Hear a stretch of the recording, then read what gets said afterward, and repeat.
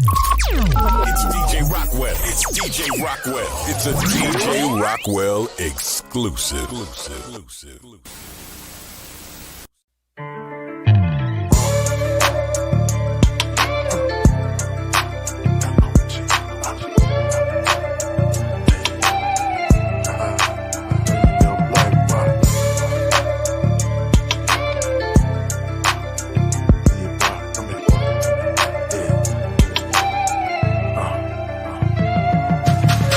To the universe, trying to get shit right. Strike the flame of a vision, hope the flesh ignites. Just had a baby boy, love the licking many highs, pleasure out of pain, elevation, what he similar. Doctors and these nurses trying to press me like I'm in the wind. Know you did was stupid, nigga. Thought you had one up again. Too familiar with the bullshit, that black scene. Love my babies too much. Fuck you in that vaccine. Whisper quotes in your ear, knowing that the mind reads. You gon' see some trouble time in your lifetime. See Western world on this last leg, Trump ain't necking right. It's in their nature, so for you, we gon' sacrifice. Please never be naive. Some don't want your ass alive. Pharaoh kill, baby boys, spread the women, let them ride. You a threat to their way of living, that's a fact, boy. No more crying, close your eyes, love your little black boy.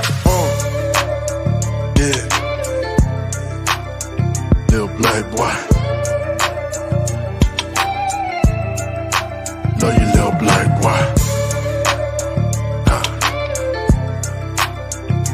Black boy.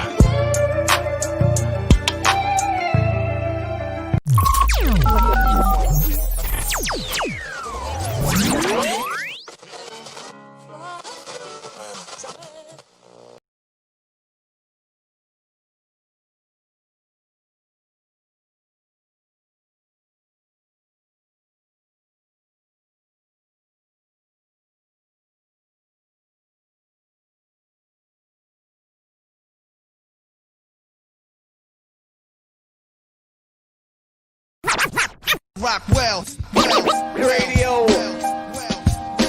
Brothers and sisters, Radio.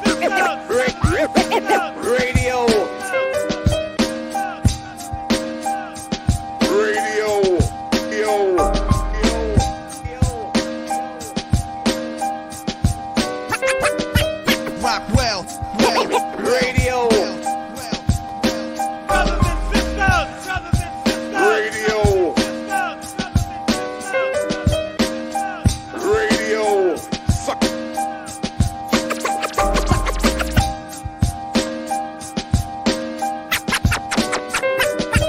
Rockwell, radio. brothers and sisters, Radio. Yo, this is Problem 13 of Wolverine. Radio. I'm listening to Radio. DJ Rockwell. Holla! Peace. This is DJ Rockwell, the nation's #1 DJ, and you are tuned in to that show. It's 7 o'clock. Guess what time it is? It's 7 o'clock on the East Coast. Time for the Rockwell Radio Show. Welcome. It's like we were having a little internet hiccups, but we're back. We're here. So you know what that means? It's time for you to share the show. Hit that like button, hit that share button. If you're in the building, we thank you because we got a serious show for you today. A lot's happening, y'all. A lot's going on. Our boys are in trouble. Our boys are in a state of crisis. I'm talking about our black boys. I'm talking about our black and Latino boys. The ones that's always on suspension. Them ones that's always fighting in school. Them ones that's always getting messed with by the cops and coming home and asking mama for bail money because you don't know what to do with them. We are in a state of crisis. And this crisis lands in the lap of our educators every day, Monday through Friday. Some are there just to get a check. Some are there just to get a form of income and go home and have no concern about what happens to our black boys.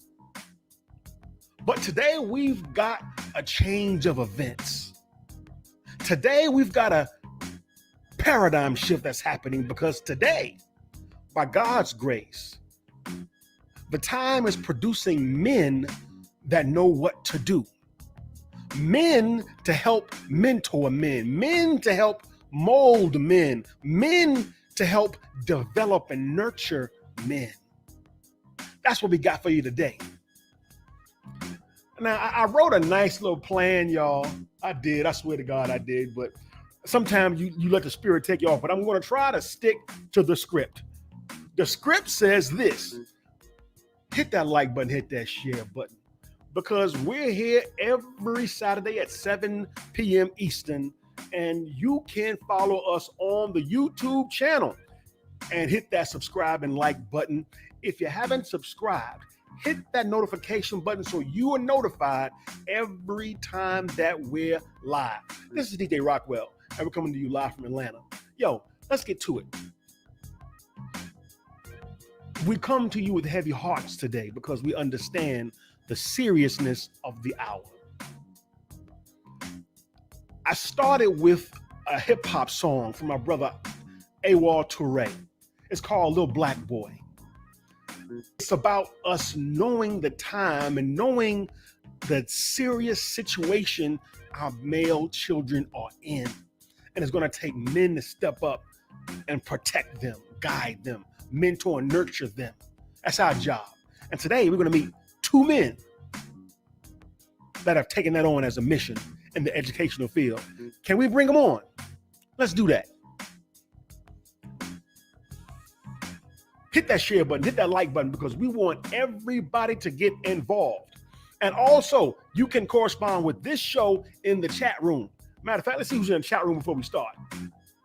I see my sister Kiva in the building. I see my brother Joseph in the building. Thank you all. Share the show. Let's get busy. Coming to you live from the city of Miami, Florida. My brother's a 20-plus year education veteran. He spent 4 years as a publisher. He is a writer of curriculum for Latino and Black boys. He is a writer of curriculum of hip hop and has incorporated it into the school system using our culture to teach his children. Above all, he is the assistant minister down at Muhammad Mosque number 29 in Miami, Florida. To Brother Patrick Muhammad, please welcome to the Rockwell Radio Show, my brother and yours, Brother Tony Muhammad. All praise due to Allah.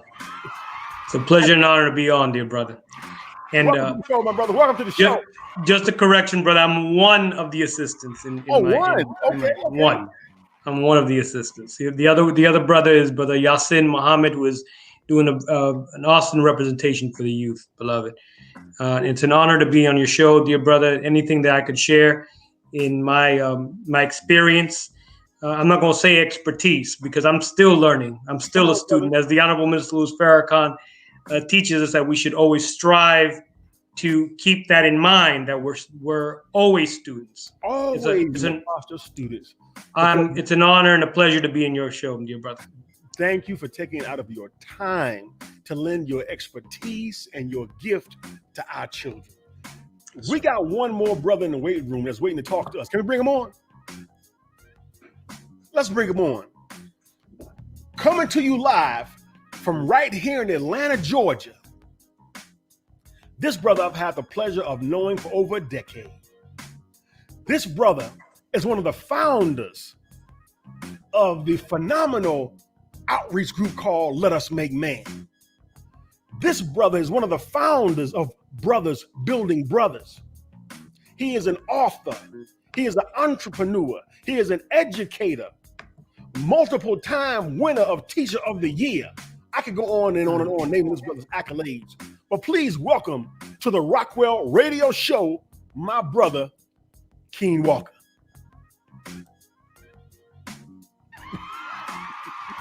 Big Keene. Here's my brother. Unmute your mic, my brother. Unmute your mic. Yeah, man. Welcome. All praises due to Allah, like Brother Tony said earlier. I just feel so honored to be on this show, man, with two of the great men of the fruit of Islam, I'm just sitting here, man, saying that I gotta give the most high praises because I know you guys were trained by the best.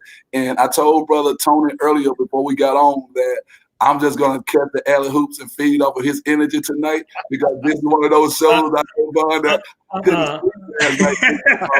So I wore my fatigue today because Brother Vaughn said we were at war, and we are going to win this war to save our son. Come on, brother. Brothers, welcome to the Rockwell Radio Show. Brothers, we got 60 minutes. 60 minutes. We're going to try to squeeze a whole lot in 60 minutes. If the people ask for a part two, we already feel part two, brother. But what I want everybody to do, now that we've introduced our guest, I'm going to once again ask everybody to hit that like button, hit that share button. If you're watching on YouTube, you know what to do. Hit that notification button so you can get notified every time we're live, because on the line with us right now are two of the nation's best, two of the country's best at reaching out and redeeming our Black boys and sons. Can we get started, brothers? Now, I got a long line of questions. Matter of fact, I'm gonna just kill the better music because I want the audience to hear every word y'all are saying today. I want the audience to hear every word that's being said. I'm gonna start, as you referenced, I'm gonna start with my teacher. My teacher's name is the Honorable Louis Farrakhan. And in 2012, he was delivering a lecture at Alabama A&M University. And he said these words. He said these words. I'm going to read them to you. What is the meaning of the word education? It comes from two Latin words, a prefix educo or educare, which means to lead or to lead out from. Did you know that God has given to every human being that is not gifted from God, to every human being a gift from himself? There's not one human being that is not gifted from God. But education is to lead the gift out. So that what is within is manifested, is developed, is put into service for the glory of God. So many of us live and die without ever realizing the gift that God has given. Then he goes on to say, we can sing, dance, throw a basketball, football, run fast. That's wonderful. But that is not your purpose in life. True education, he says, is an education that develops and cultivates the human being. And when you're truly educated, you're cultivated from within. Then when it comes out and the world sees the gift that God has given you, then you become the glory of God. Brothers, having recited that quote from the minister, the first question of the night that I want to ask you both, what is education to you?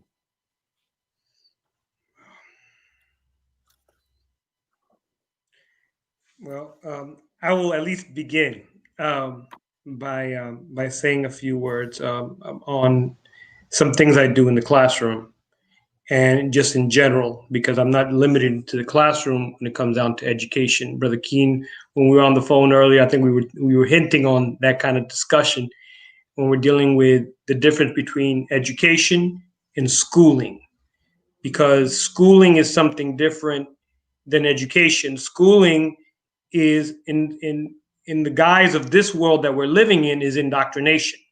You're indoctrinating the child, you're indoctrinating the mind to now follow a certain pattern. The way that schools have been shaped and molded since really the 1940s and the 1950s, we're used to, especially in the middle school and in the high school, children go from one class to another at the sounding of a bell. Well, that's patterned after two systems, one of them being the factory system and the other one being the prison system. And so they become acculturated to functioning as modern day slaves, moving from one task to another. Education is something different. Education is everything that we see and we don't see in the material universe that we're drawing from to gain purpose and mission in life. As educators, I myself, as a history educator, what I strive to do is have my students see their purpose in life in what I teach. And that involves incorporating different examples of people that they could recognize in their own image and likeness throughout history.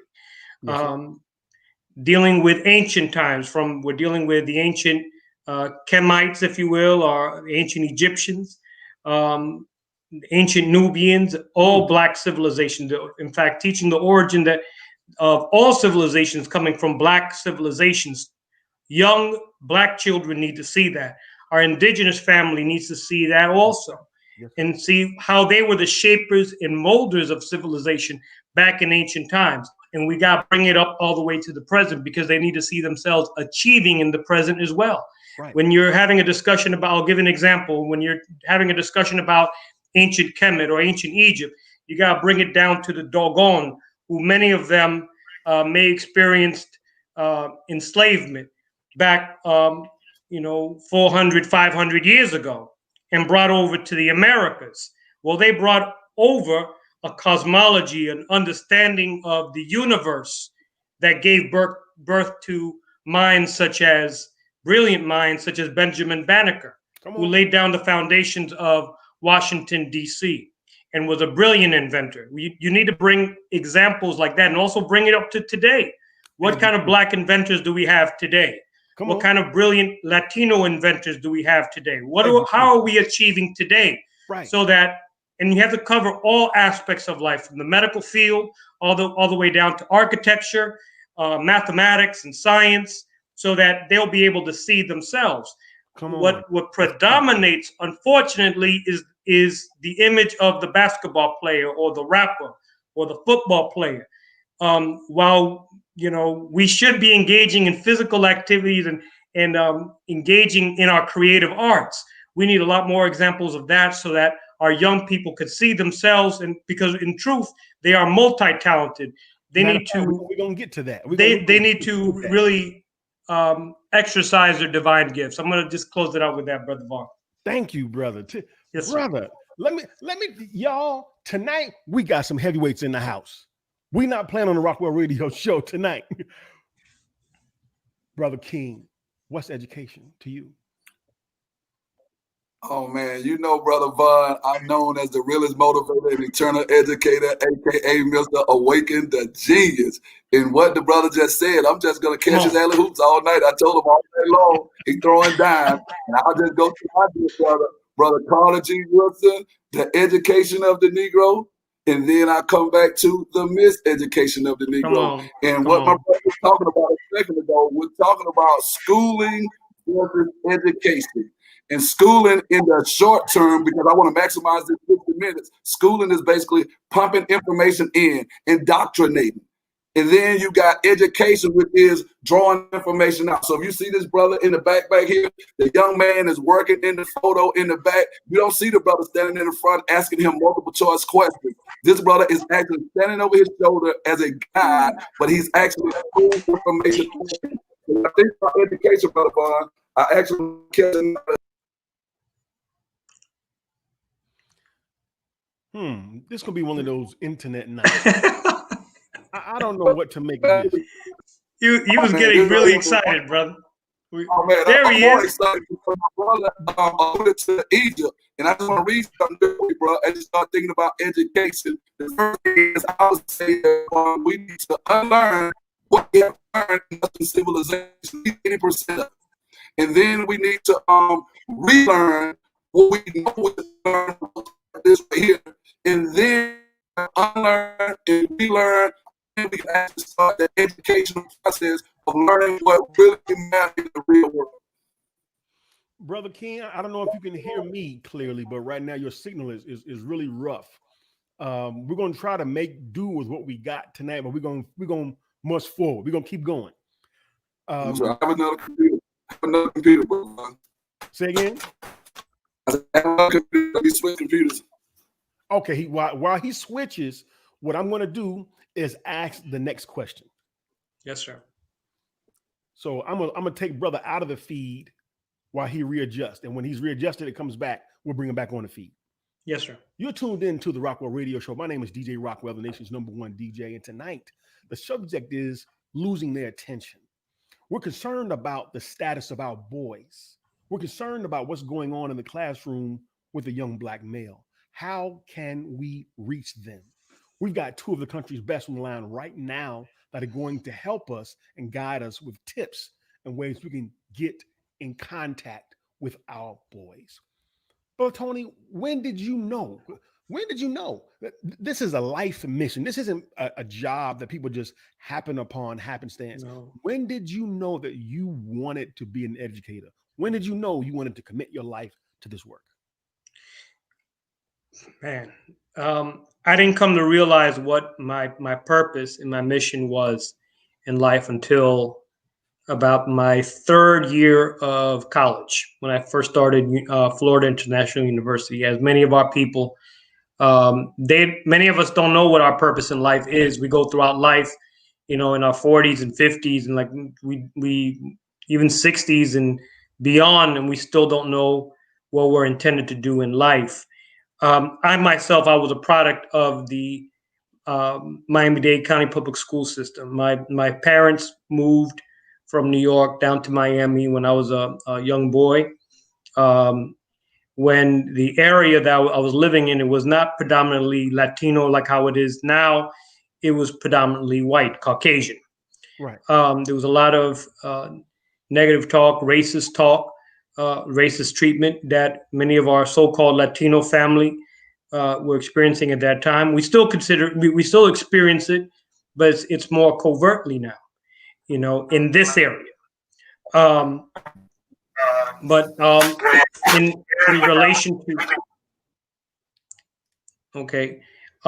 in relation to when I learned that this is my mission, had to do with what I experienced firsthand in the system itself. As a young man, my father left home when I was in first grade. After that, I became distracted. And the reason why I became distracted, we need our fathers. We need fathers to be actively involved in their children's life. It's critically important, because I remember, like, just growing up, just how I was achieving in class and in school. It was a joy to me to go to my father and show him the A's that I was receiving in class. Like, I got that validation from my father. If I got the validation from my mom, okay, but I was seeking that validation from my father. And so when he left and I was barely in touch with him, that's when everything was collapsing. So I ended up getting distracted in my education. I fell behind in my reading. So by the time I was in 5th grade, I was still reading at a 2nd grade reading level. And I was assigned an ESC teacher. And the teacher analyzed me.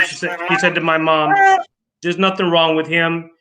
He just fell behind in his reading." See, a real teacher knows how to identify that. And that was a Caucasian teacher that took the time and the love to teach me. It took her one whole school year to bring me up to level. I was reading at a 6th grade reading level by the time I was done in 5th grade. And then she told my mother, "Let me experiment on him. May I experiment on him?" And my mother agreed.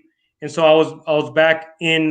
It was just one hour in the day. I went to the special teacher. And by the time I was done with 6th grade, I was reading at a 12th grade reading level. Come on, that's the work of it. And so that is the work of a real teacher. Exactly. Let me actually pause your story for one moment so we can bring our brother up to speed and make sure we're on securely. Brother Keene, we see you. We're going to turn your mic back on for a moment. And go ahead and talk to us, Brother Keene. Mic check a 1, 2. Brother Keene, can you hear us? He looked like he's still trying to figure it out.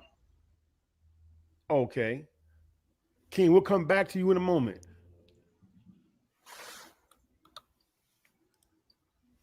Please continue, brother. Yes, sir. So by the time I was in junior high school, it was known as junior high school at that time, within 2 weeks of me being in regular ed, then there was a teacher that came to my to a classroom that I was at and said, "Don't you know that you're an exceptional student?" I didn't know what exceptional student meant. I was like, right, exceptional. I thought it was like something like real good. Like, all right, I'm gonna be with exceptional students. Right. No, I was put in a classroom with students that didn't know their ABCs. Wow. And what that does, see, when a child has achieved so much, has gone through so many gains, and now all of a sudden you take him back down that road, and it's like a road that he wasn't even on. The child shuts down. My mother, the teacher that taught me in elementary school, she went and fought hard, and they wanted me out of those classes. They're like, "Hey, he came out of those classes. He's reading beyond level right now. You shouldn't be in that class." But see, at that time, worked with you. Someone stopped, nurtured, molded you, and brought you up to speed. As the minister just talked you about have to understand the politics of the system, and see, the majority of children that end up in special ed are predominantly Black and Latino children. I like bringing out these books right here. I grew up on these books in higher ed, if you will. For people who can't see it, tell the people the title of that book you're holding. Dr. Juanza Kunjufu. Whoa, my notes are falling out. Dr. Juanza Kunjufu wrote this series called "Countering the Conspiracy to Destroy Black Boys," and in the series, he mentions active participants in the conspiracy and passive actors in the conspiracy. And part of the process is in terms of the active role of putting young people, especially young and Black and Latino youth, particularly boys, in these kind of programs. Schools need funding for those kind of programs, so they would flood their ESE programs with young Black males, young Latino males. I was one of them, and I didn't need to be there. And so my mother and this teacher fought hard to get me out of those classes. I didn't want to be there. I was already reading beyond level. They put me in these in basic English, which was okay because all my delinquent friends were in there. And then what I ended up doing, all these children that hung out in the street, they were in that class, but a lot of them couldn't read up to par. So what I ended up finding myself doing was teaching those young people in those classes how to read. When I was in high school, they put me in a dropout prevention program. I didn't have any intention to drop out, but I got labeled as such because of my past history. In ninth grade, I caught pneumonia. And so I was out of school for about 30 days. But they're not looking at the why. They just thought, okay, well, he was out of school for 30 days. Tony, so he must be. I'm going to pause you again and check in on the brother. No problem. Brother Keene, are you with us yet? He's back. Yes, sir. Can you hear me? We got him back. Wait a minute. Yeah, we needed that. Wait a minute. We have to get our brother back. So, brother, welcome back to the show. Ladies and gentlemen, we're going to welcome back to the Rockwell Radio Show our brother Keene Walker, Mr. Awaken the Genius. Brother, we were just discussing what made you know that I wanted to dedicate my life to this mission. When did you know you want to do that, Brother Keene? That's a great question. I hope you can hear me well now. You can hear me well now, Brother Vaughn? Loud and clear. Okay, so basically what happened, Brother Vaughn, when I went to college, I literally wanted to be an attorney. And I think going to what my brother said about his father, you know, we can think about our extended fathers as well. I never saw a black attorney. So to be a part of Let Us Make Man and have like 12 attorneys at my disposal, I'm thinking I would not be an educator right now. So I would be lying if I said I just knew in college I wanted to be an educator. So what happened, Brother Vaughn, out of state at Alabama State University, the Alabama State University, and I could not afford the tuition after they cut some stuff my second year. So I actually had a soon-to-be frat brother who told me to apply for an education scholarship. And I said, brother, I don't want to be an educator. I want to be an attorney. And he said, yeah, but they can't follow you after you graduate and make you become an educator. You know, once you graduate, you can be what you want to be. So that brother right there encouraged me. And I went and got this education scholarship from Dr. Alan Stewart. And once I started taking classes, Brother Vaughn, it was like this epiphany. I knew at that moment that I was not cut out to help black boys and black girls and brown boys and brown girls on that side of the law. My God-given talent meant that I should be helping black and brown boys and girls on this side of the law. So when that happened, man, I had a chance to intern at a school called Houston Hill in Montgomery, right across the street from Tulane Courts. And if you know anything about Mikey Time, that's not an easy school to be interning at. You know, it's not even an easy school at that time during the 90s to actually walk up that street if you're a college student. So those children, though, they gave me an opportunity to learn how to become an educator and not a teacher. So once I got that intern, I asked my director, Dr. Vivian D. Shields, who's passed away now. She's a great educator from Alabama State University. Why did you give me this school? Everybody else got good placements. Why did I get this school? She said, because it's preparing you for something that you can't even see right now. And I'll just say, thank you to whichever name we decide to call the Most High. Whether we call him Emmanuel, Jehovah, God, whichever name we give, I just thank him for reaching down and placing me in the dungeon. I'll just say in the valley of the shadow of death with those kids who needed me, just like I needed that black principal when I was in third grade who realized they had me in special ed in first and second grade. Come on. And when I got there, he tested me and he said, this baby right here is gifted. And they wanted to move me to fourth grade, Brother Buzz. So I really think I became an educator in third grade, but I didn't know that God had that calling on me until I went to Alabama State University and got the internship at Houston Hills Middle School. God is good, ain't he? God is good all the time. Now, Brother Vaughn, we're now behind the 8 ball, but we're going to try to move fast. We're going to try to pick up the pace just a little bit. Brother Vaughn? Yes, sir. If I could finish up my story, dear brother. Because I think you got excited Brother Keene was on. For the sake of time, because now we're down to the last 30 minutes. If I could just summarize it in just like a sentence or two. By all means, yes, sir. All right. But in high school, I was doing the same thing that I was doing in junior high school. Okay. I was a lot of my friends who were on the street, I was teaching them, but I didn't realize my gift for teaching until all I knew is that I wanted to help young people. I changed majors multiple times in college, but I ultimately determined for myself, you know what? I'm going to become an educator and I'm going to be counter of what I experienced out there in that killing field. I just wanted to share that. I'm glad you did add that ending part because it's a great segue into where we're about to go next, Brother Tony. Here's the next question, matter of fact, having said that last very key point you just made. In our culture right now, brothers, and we all are approximately the same age, I'm sure you all can attest to the times when it wasn't cool to be smart. There was an era, and maybe we're still in that time now, when it was cool to be a fool, if you allow me to use that expression. So the question is, why do we as a culture, or do you experience in your settings, in your classrooms, that we have a culture where ignorance is cool? What is the source of that, and how do we uproot it? Brother Keene, do you want to go first? Yes, sir. I'll jump in here, brother. I got to start off every segment with a book. That's a great question. So I'm going to start out with the question behind the question, Brother Vaughn. The question isn't whether or not it's cool to be smart or whatnot. The question, I think, better phrase is, why isn't it cool to be smart? This is when we start diving deep. This is what we call a deep dive, Brother Von. And I tell people oftentimes that, hey, man, I didn't realize I was smart until I got to college.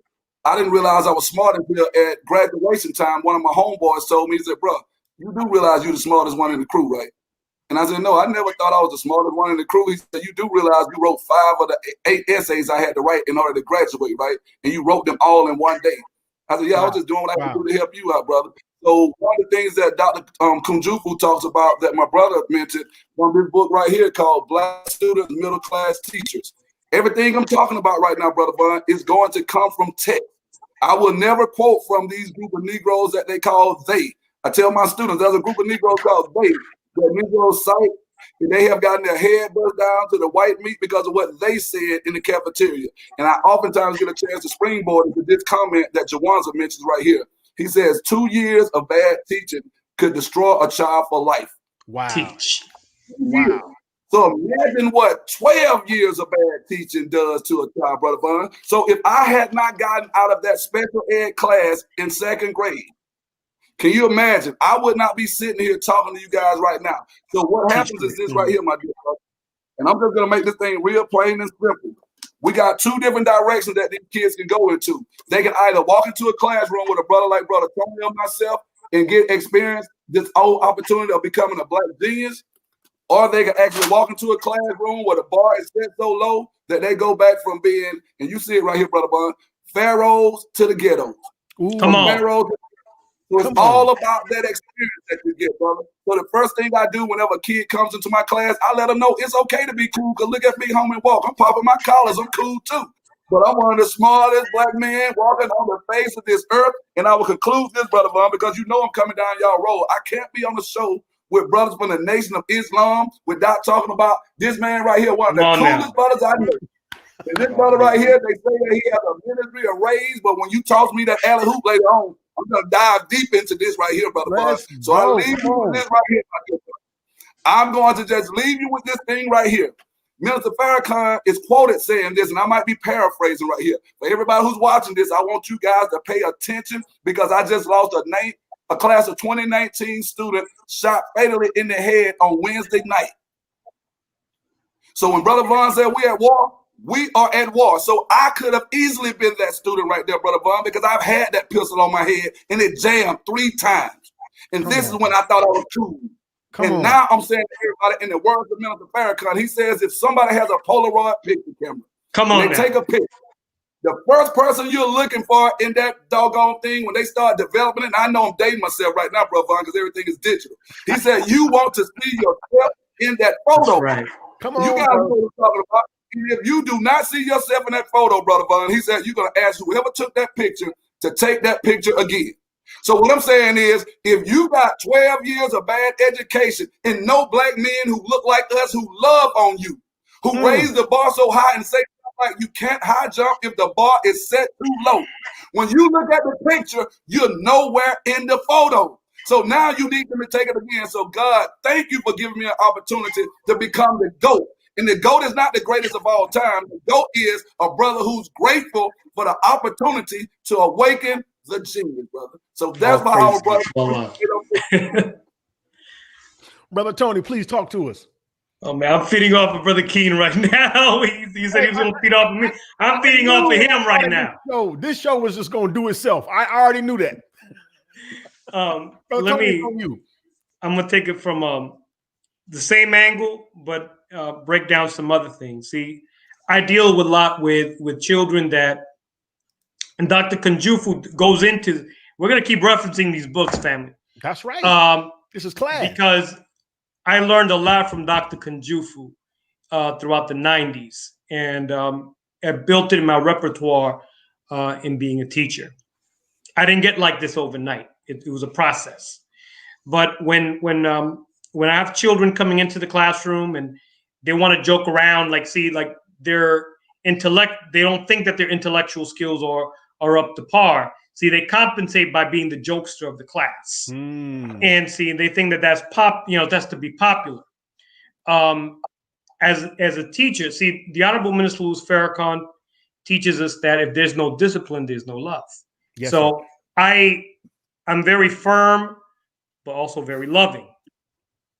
just very strict, but very loving. So I lay it down, but at the same time, see, as an educator, you have to present opportunities for students to achieve.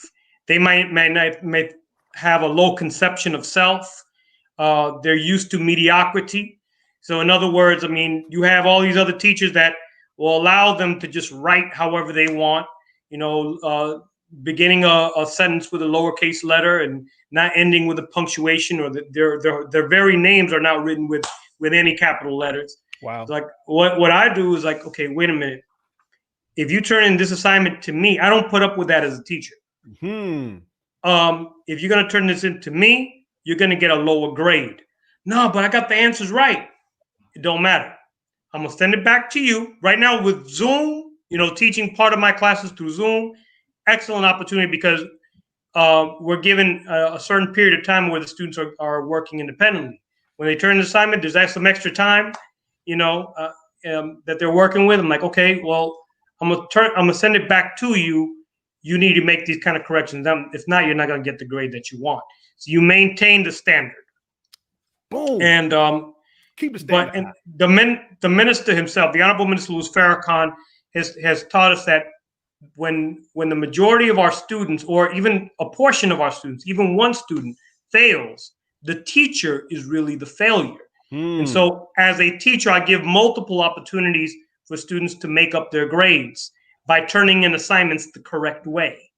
You see, they're used to, because they're Black or they're Latino or they're from the hood or they're from the street, or they're quote unquote cool. They don't need to turn in an assignment in the correct way. No, I make them turn it in a correct way.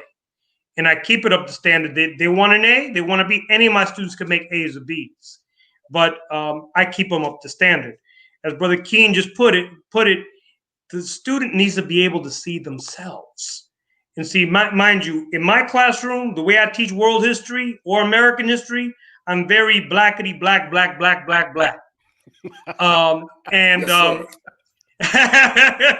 Did y'all hear that?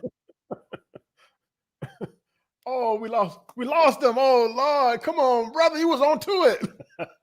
Matter of fact, the next question was aimed right at you, Brother Tony. So once you get back online, please stand by for the next question. Oh, he's coming back now. There you are. That was the enemy working, brother. As soon as you said black, that was it. So here was my point. And I want to give this example.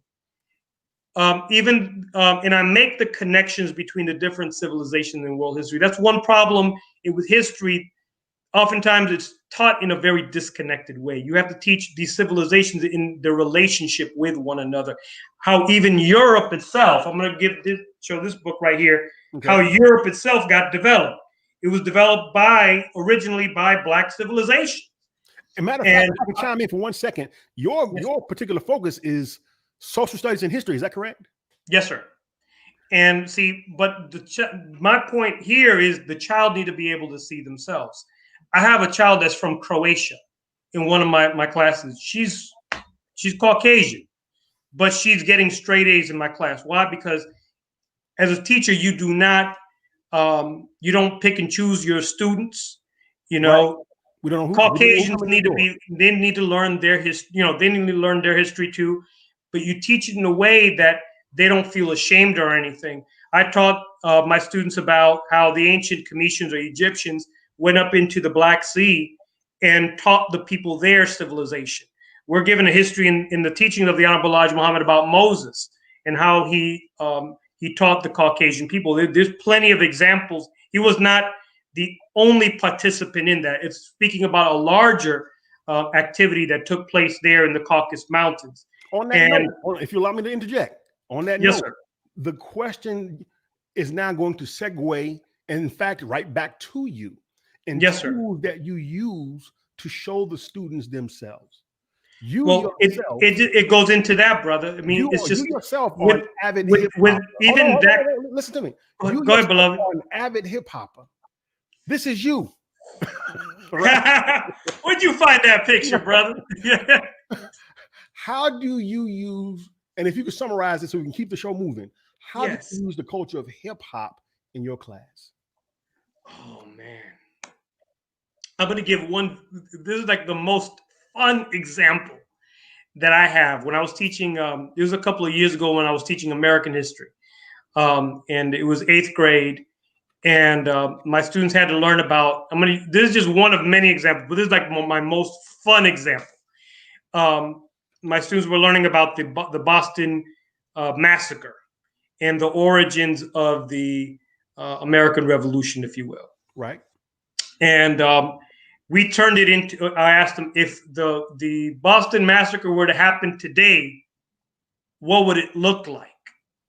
And so, how do people protest today? And so, I had them do research. The Black Lives Matter movement was taking place at that time. The fact that Crispus Attucks was the first one murdered, who was half Black, half Native American. Have one student that she happened to be, quote unquote, half Black, half Native American. And she said, "Oh, I could be his brother, his sister." And she was wearing an eye patch and everything in the protest. And "You killed my brother." They were holding up signs saying Black Lives Matter, and also what they called the those that were massacred in the Boston Massacre. They called them the Boston Nine. And so, in the middle of the protest that they organized in the middle of class, then there was a couple of children that just interjected, and they started doing a whole rhyme about the Boston Massacre. And one child was beatboxing and everything, and they all got into it. And so we took that, we incorporated hip hop in that, and they loved it. I noticed that those particular students throughout the school year, there would be those students that would get on the classroom desk and start beating on the desk or whatever with a pencil or whatever. Most teachers, what they would do is they would just tell them, "Oh, you need to stop. No, you need to focus." A teacher, a true teacher, and I'm striving to be one. Yes, sir. Extracts from that material universe right there, from all of the gifts and talents that you see present. Like, hey, you know how to do graffiti. Hey, you know how to beatbox. Hey, you know how to tap on the desk pretty good. Hey, you know how to rap. I'm like, okay, well, let's organize some. Let's incorporate that into the lesson. And we took that all over the school. They toured the whole school, and the whole school learned about the Boston Massacre in that creative way. So that's just a small example of how I incorporate hip hop in the curriculum, dear brother. Brother, thank you so much. Keene now is about to come to Keene, and now he fell out. He fell out again. Man, this time is going by so fast. And I haven't even gotten through half of my questions.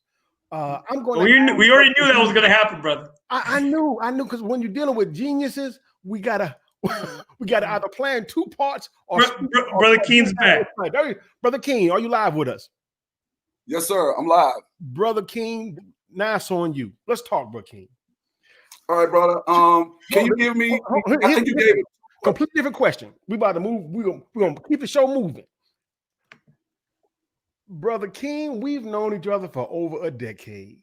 Yes, sir. Because of events like this. Let us make man. Would you please tell our viewing and listening audience what is Let Us Make Man? What is its purpose? What has it achieved? And who was that black bald man in that picture right there? That brother right there, man. I would say that brother right there, who is my big brother, I refer to him as the North Star of the Let Us Make Man organization, because he is truly the North Star. He comes with his tool belt on, he walks the walk, and he talks the talk. That is council member Derek Bozeman. I would say really he should be running for president or something, because that brother had a vision, and he had that vision to bring together 9 other brothers such as myself, Mauli Davis, Derek Rice, Doug Evans, and a number of other brothers for sake of time. But the vision, if you look at that logo, there's so much education in the logo. If you could go back to that image, Brother Vaughn, I won't address it, but just look at the logo. We talk about Keene, and Keene is like the root of Kemet. And when we talk about Kemet, you see the black soil on there. You see the green land that was stolen from us. And you see all of that embedded in these wristbands that I'm wearing right here. You got the red Ankh. So if I can start right there, Brother Vaughn, let us make man. And we know the Most High is saying, let us make man. Come on.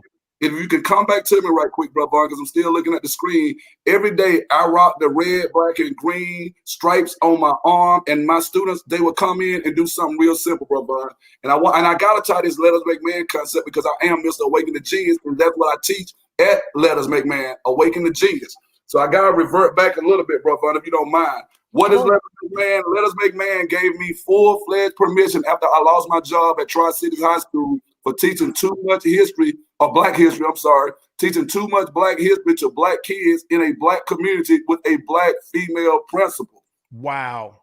If it wasn't for me losing my job and Derek Bozeman coming out to teach those young people how to exercise their First Amendment right, which is the right to assemble, the right to peacefully protest, freedom of speech, and so on and so forth, I never meet Derek Bozeman. So Tri-Cities, which I thought was a curse, became one of the greatest blessings of my life. Without Tri-Cities, Miley Davis, who saw those young people on the news and said, I want to come out here because I know they're going to try to jam up the leaders and possibly lock them up or expel them from school. But I want to come out here and let them know about their due process as students. So without that, you don't have Miley Davis in the Let Us Make Man equation. So when you start flowing with this whole concept of what is Let Us Make Man, you're looking at Let Us Make Man when you look at Keene Walker, because I am a walking contradiction. Come on. And the reason I say I'm a walking contradiction because I am so transparent with my students. I let them know that I was not an honor student coming out of high school in the grand scheme of I knew what I wanted to do. I never even considered college, Brother Vaughn. I thought I would be dead. Even though I grew up in the country, I thought I would be dead before I was 20 years old, and I lived every single day like I was going to die. It took a brother named Homer Walker to come to my class, and he said to me, Negro, you're going to jail or hell if you keep living the way you're living. And for the first time in my life, my young life, Brother Vaughn, I said, what about college? No counselor ever talked to me about college. That man told me I was going to jail or hell. And I said, what about college? And he said, well, Negro, you won't live long enough to make it to college. And I said, well, I'm going to college. He said to me, he said, well, if you're going to college, did you take the SAT? I said, no, sir. He said, when are you planning to take it? I said, the next time they give it, I'll take it. He said, well, take it the next time. He gave me the dates for it, Brother, and I wasn't ready for that. Then I said, well, I don't have the money because we didn't have what they have now. They have all these little fee waivers and stuff like that. In the 90s, there was no such thing as a fee waiver. So he said, I'll pay for it. And then I said, I need to get a ride up there to take the test. He said, I'll pick you up. I said, I need to get a good breakfast when I come. He said, hell, I'll bring breakfast when I pick you up after I pay the $40 to take the SAT. So now, how does that transfer into, I got to jump back to what you said to Brother Tony about hip-hop. How does that tie into hip-hop? One of the things I use as a tool, Brother, is the hip-hop generation. You got to talk to the hip-hop generation about hip-hop. See, they might not even know what hip-hop is because they've been raised on rap. Listen. I need you to get that, Brother. So with that, I put this thing up in my class right here, Brother. This book is entitled The Print. See, if you say that you are a Tupac fan and you believe in Tupac, you can't talk about the album Machiavelli if you don't know who Machiavelli is, which is Nicola Machiavelli. That's right. So, Brother Vaughn, then the kids, I told the kids one day, Brother Vaughn, I'll give you $400 if you can prove to me that Tupac faked his death. And one kid said, well, you let me keep that book, I'll find it out. And this goes into something that we were talking about earlier, Brother Vaughn. I'm teaching them how to research. So you've been searching for the answer to that question, but that $400 made you want to read a book. Listen. It's amazing how the thing works. So, Brother Vaughn, we got to start teaching what really matters. So this brother right here, James Lowen, says we got to teach what really matters because most of us are spending too much time teaching lies. Lies, my teacher told me everything my American history textbook got wrong. And Brother Brian, you've been to Let Us Make Man. And see, I knew you were going to come with some Let Us Make Man and hip-hop, Brother Brian. So I got some stuff for you, bro, because of time. I want to just read a question to you, bro, about this very thing. When they say teach what really matters, Brother Brian, here's a question from about 10 years ago, Brother Brian, Let Us Make Man. And I want everybody in the listening audience to see the genius that I brought out by just simply asking the question, Walk, can I bait the hook?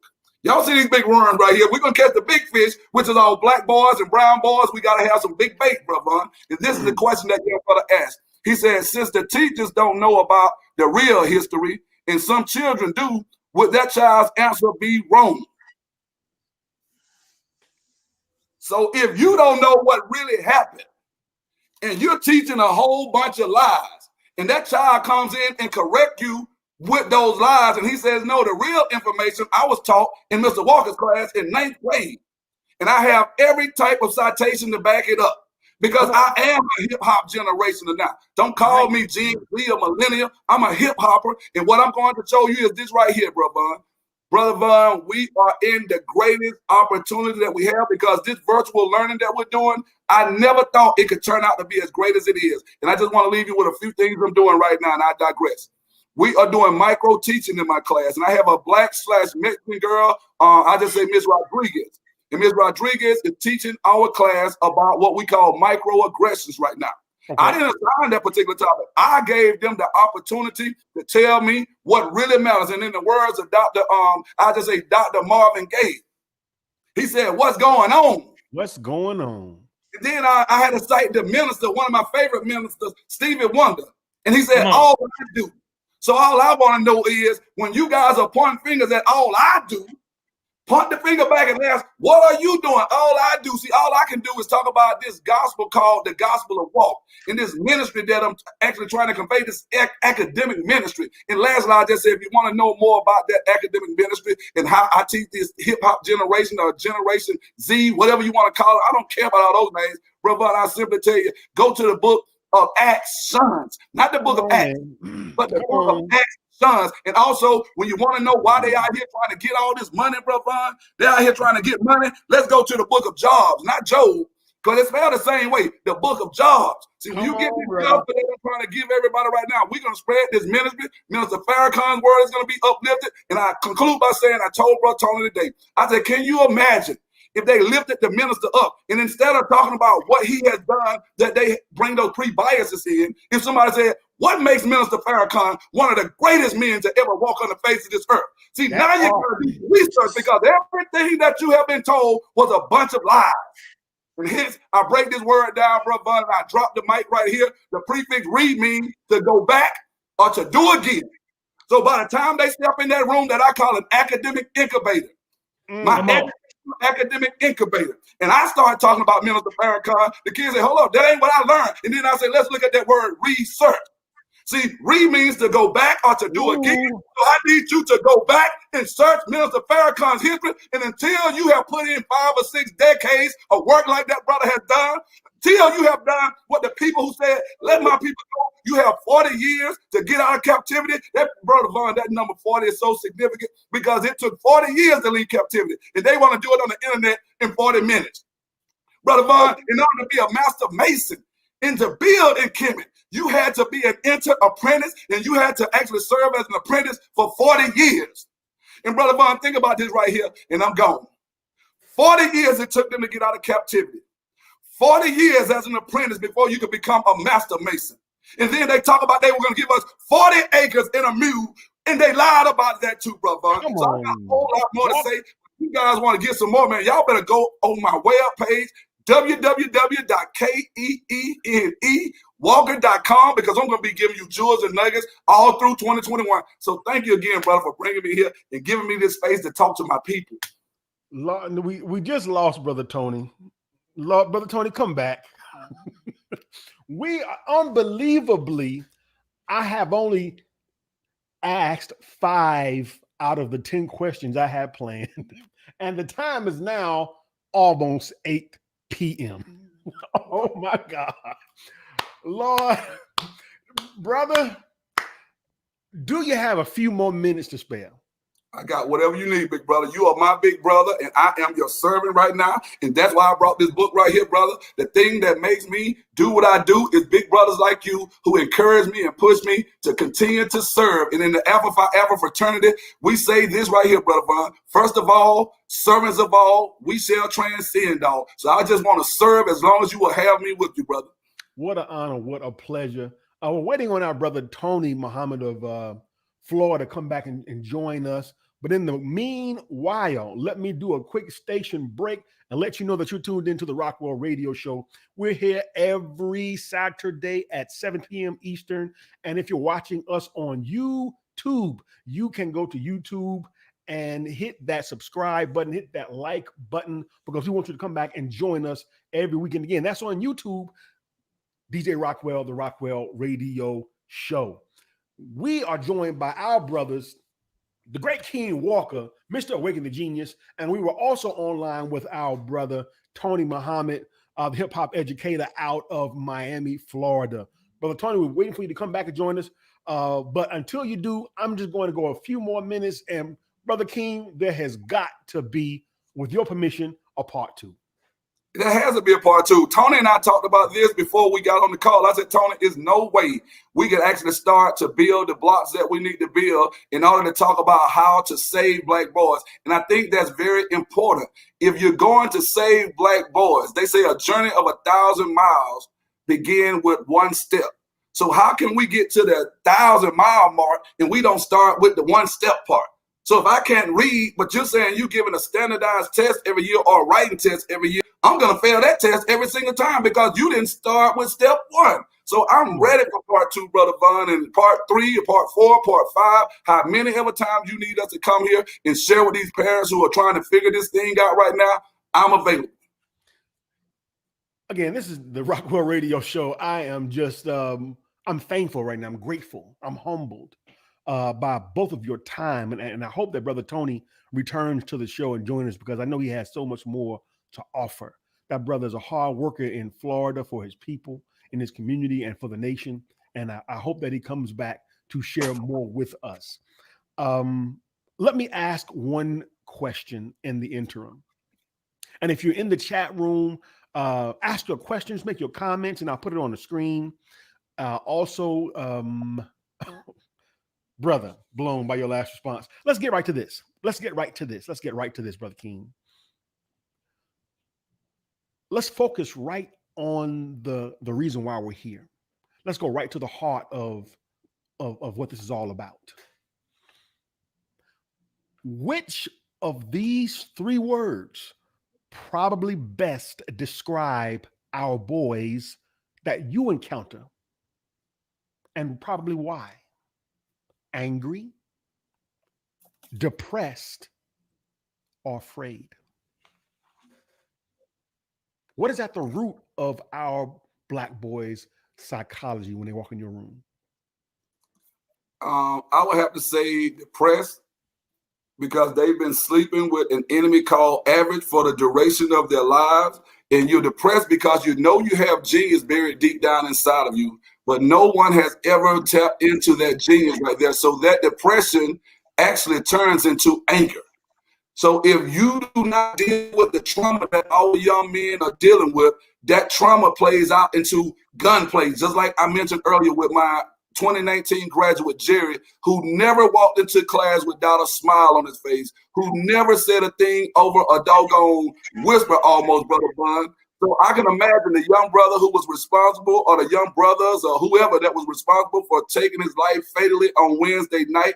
I can almost ascertain you that those young brothers right there are probably being raised by their grandparents, or maybe not even having a home to go to when they leave. And the only thing they know is, Brother Bun, that they are in the habit, atomic habits. They are in the habits of listening to all this.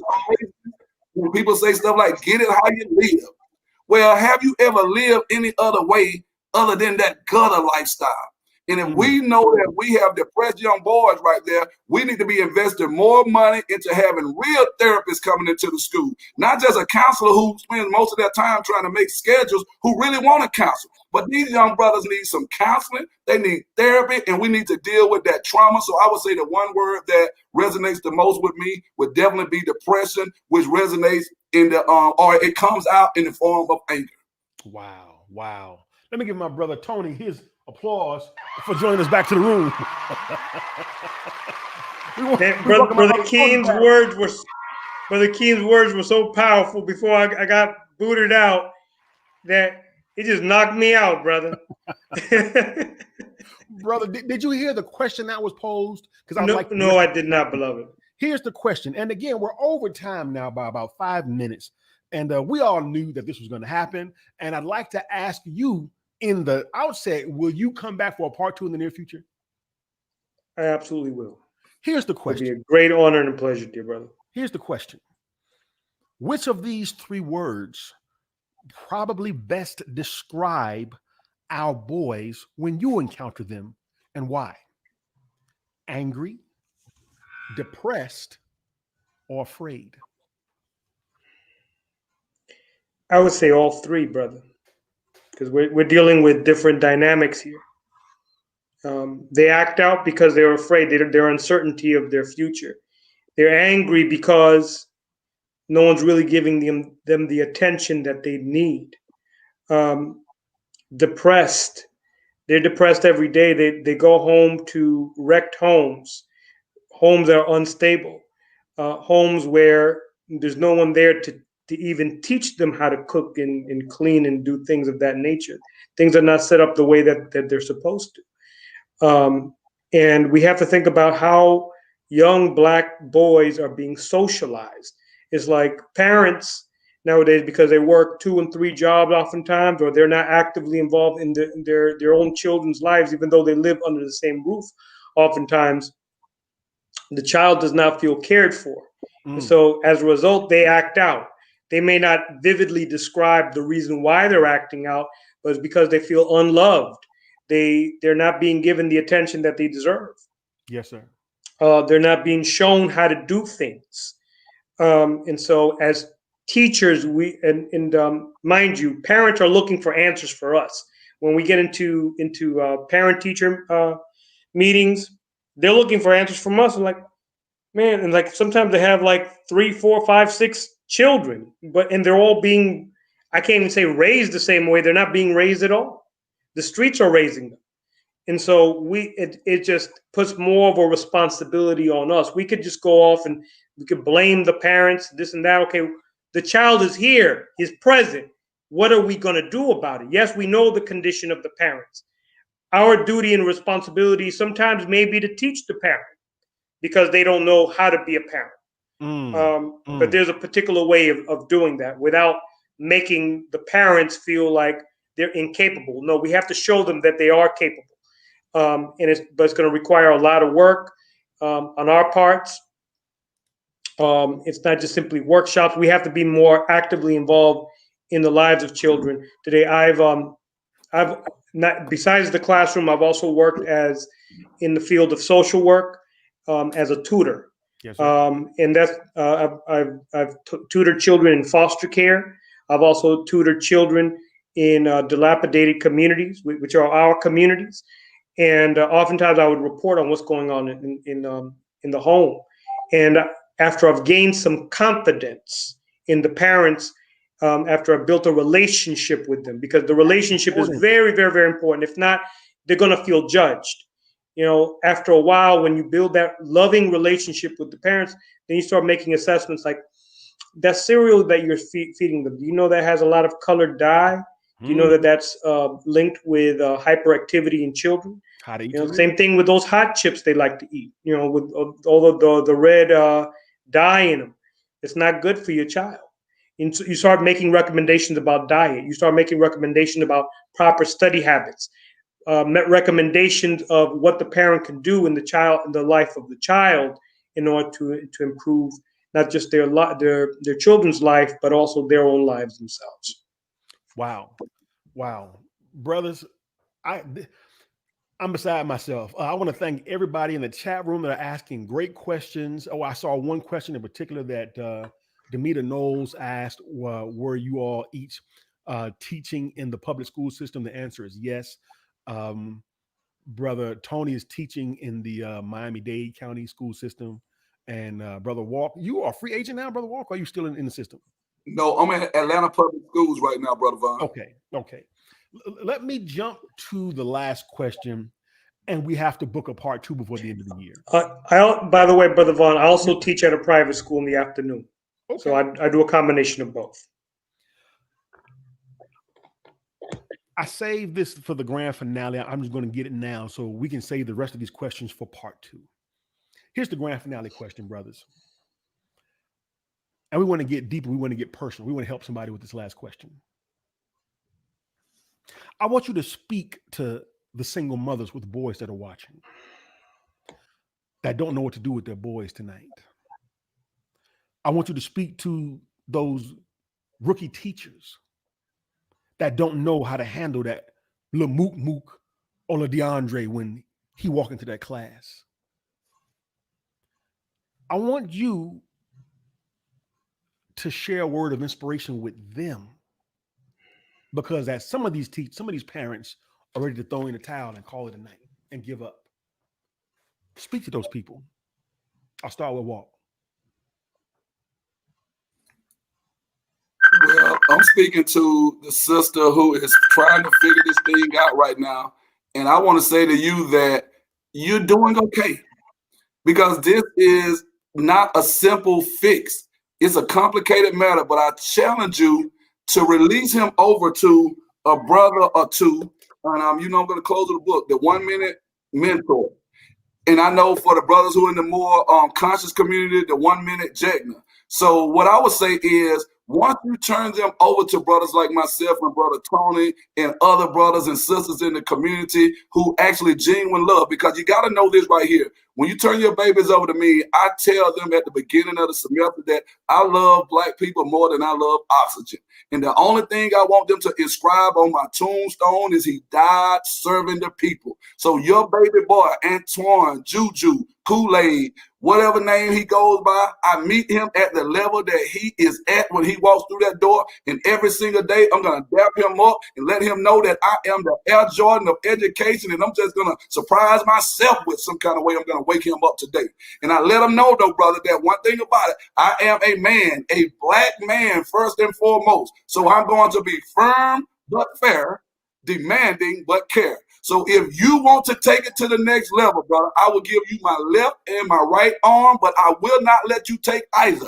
Let me say that one more time. I will give you my left and my right arm, but I will not allow you to take either. And once we lay out that foundation right there, and those students know that you care about them, Brother Vaughn, all of us have heard the adage that children do not care how much you know until they know how much you care. And hence, I started my company, Brother Vaughn, Dare to Care LLC, for the very reason, and I conclude because I know it over time by just simply saying this right here. What does it mean to care? Well, what it means to the realest motivator and eternal educator, Mr. Awaken the Genius, care simply means this. We must go outside of the standards and let those babies know when they walk through that door every single day that I can connect the dots with you, brother. You take it down whatever street you want to go down, because I probably pay some of the streets that you.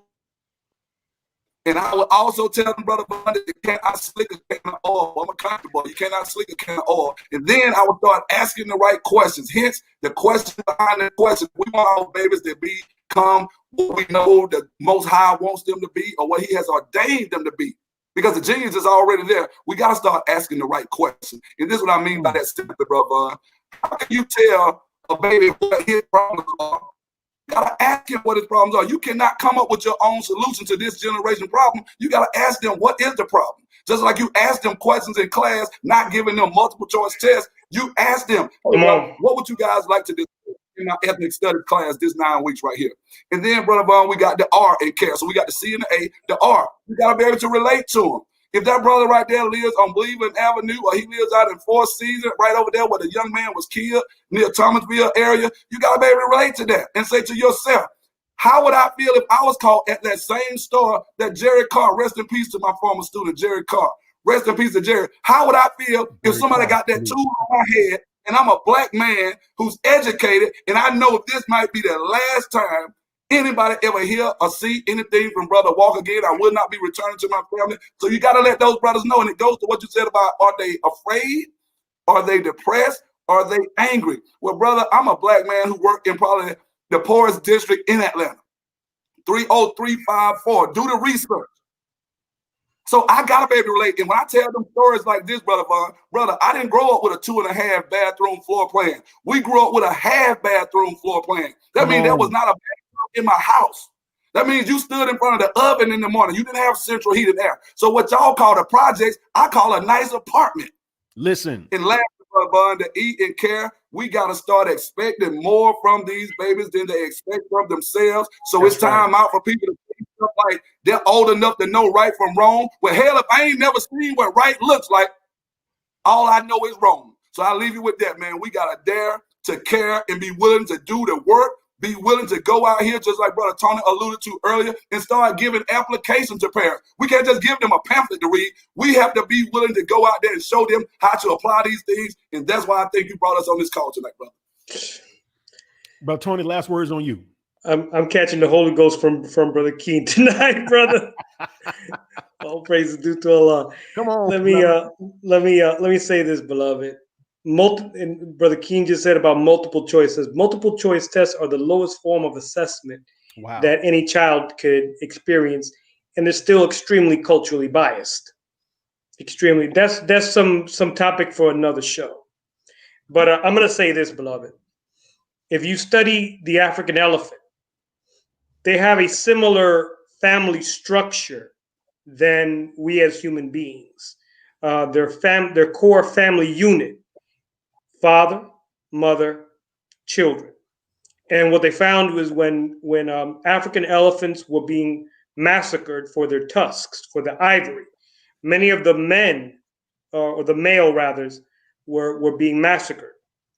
And so now the boys in particular, the boys were acting very rebellious. See, in Islam and also in the Kemetic tradition, we're taught to study nature, because in nature lies the keys to understanding ourselves and the way that we should be operating as human beings.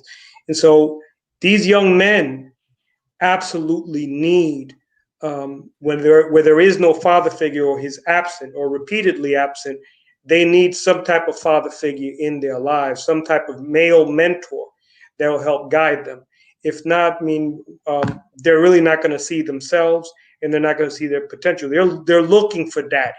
They're looking for that guide in the form of a man to teach them how to be a man. If not, we're going to keep repeating the same cycle of problems that we've been experiencing.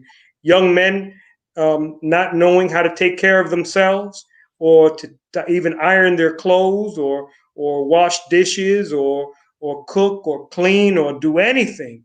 That pattern needs to cease. Let a man step in. A man that could teach the child responsibility. And there are many mentoring programs that are available. I'm sure we could discuss it in a future program, Brother Paul. Brothers, I thank you. I thank you. I thank you for your service to your community. I thank you for your commitment. Thank you for having us, brother. To the people. I thank you for your commitment to your craft of not teaching, but imparting education and extracting the genius of our boys. Now, people, y'all heard them. They promised a part 2 of the DJ Rockwell radio show. So in the chat room, y'all give it up for him. Give it up for him in the chat room. We got to let them know. Give it up for him in the chat room, y'all. Let them know you want to see it again, because there has got to be a part 2 of this important subject on the Rockwell radio show. I want to do one last thing. I want you all please to tell the viewing audience where they can find you on social media. Brother Tony, we'll start with you and then we'll close out Brother Keene. Yes, sir. You can find me on Facebook under Tony Muhammad. I'm also on Instagram under Tony Muhammad 19. Okay, you can find me on LinkedIn and Facebook under Keene Walker. That's Keene Walker. You can find me on Instagram at Mr. Awaken The Genius. That's RAWAKENTHEGENIUS. And on Twitter, you can find me at Mr. Awaken Genius without the THE. And lastly, please make sure you go and subscribe to my YouTube channel, which is Keene Walker, KEENE Walker, and sign up for my website at www.KEENEWalker.com. Brother Vaughn, I want to say, I just want to echo what Brother Tony said to everybody who joined us tonight. this is a crisis that we're in, and I think it should be about 1 million people on this, just like we had at the Million Man March. We should not even have enough bandwidth when you got two brothers who have dedicated their lives to saving black boys. The next time on part 2, I just hope that we have like 1 million people on here that just shuts down the whole internet. That's why we share. That's why we hit the share button. So we will reschedule. Brothers, I salute you. I thank you. You've been tuned into the Rockwell Radio Show live from Atlanta. See y'all next Saturday right here. We out. Peace. It's DJ Rockwell. It's DJ Rockwell. It's a DJ Rockwell exclusive.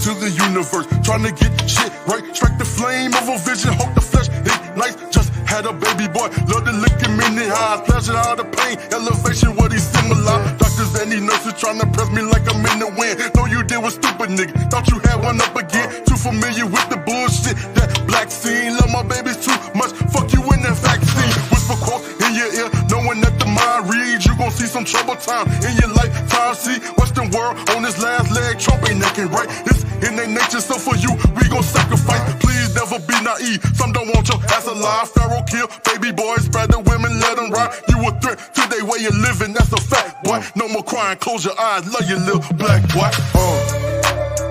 Yeah. Little black boy. Love your little black boy. Black boy.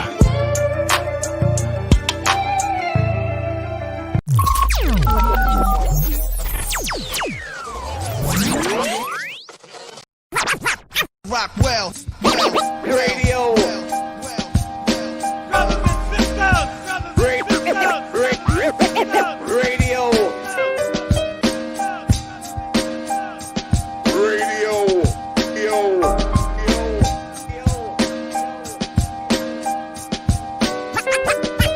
Rockwell Radio. brothers and sisters, Radio. Radio. Suck.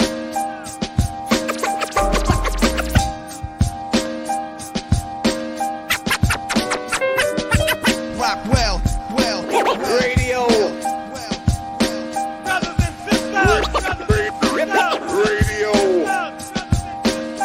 Yo, this is Problem 13 of Wolverine. Radio. I'm listening to DJ Rockwell. Holla!